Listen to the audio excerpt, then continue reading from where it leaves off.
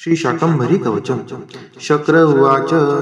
शाकंभर्यास्तु कवचम सर्वरक्षाकरं नृणां यन्न कस्यचिदाख्यातं तन्मे कथय षण्मुख स्कंद उवाच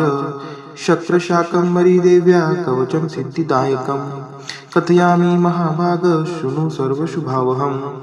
अस्य श्री शाकंभरी कवचस्य स्कंद ऋषिः शाकंभरी देवता अनुष्टुप् छन्दः चतुर्विध पुरुषार्थ सिद्ध्यर्थे जपे विनियोगः ध्यानं शूलं खड्गं च डमरुं तथा नाम भयप्रदं सिंहासनस्थां ध्यायामि देवी शाकंभरीमहम् अथ कवचम् शाकंभरी शिरः पातु नेत्रे मे रक्तदन्तिका कर्णो मे नन्दजः पातु नासिकां पातु पार्वती ओष्ठौ पातु महाकाली महालक्ष्मीश्च मे मुखं महासरस्वती जिह्वा चामुण्डावतु मे हृदां कालकण्ठसती कण्ठं भद्रकाली करद्वयं हृदयं पातु कौमारी कुक्षिं मे पातु वैष्णवी नाभिमेवतु वाराही ब्राह्मी पार्श्वे ममावतु पृष्ठं मे नारसिंही च योगिशा पातु मे कटिं उरु मे पातु वामोरुर्जानुनी जगदम्बिका जङ्घे मे चण्डिकां पातु पादौ मे पातु शाम्भवी शिरः प्रभृति पादान्तं पातु मां सर्वमङ्गला रात्रौ पातु दिवा पातु त्रिसन्ध्यं पातु मां शिवा गच्छन्तं पातु तिष्ठन्तं शयानं पातु शूलिनी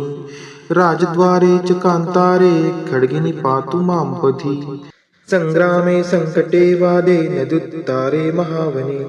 ब्राह्मणेनात्मशूलस्य पातु मां परमेश्वरी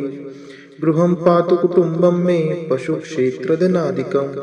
योगक्षेमं च सततं पातु मे वनशङ्करी इतीदं कवचं पुण्यं शाकंभर्या प्रकीर्तितं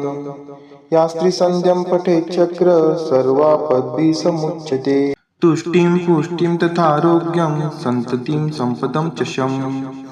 शत्रुक्षयं समाप्नोति कवचस्यास्य पाठतः शाकिनी डाकिनी भूत बालग्रह महाग्रहाः नश्यन्ति दर्शनात्रस्ता कवचं पठतस्त्विदम्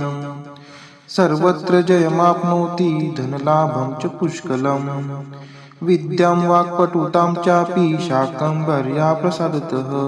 आवर्तन् सहस्रेण कवचस्यास्य वासव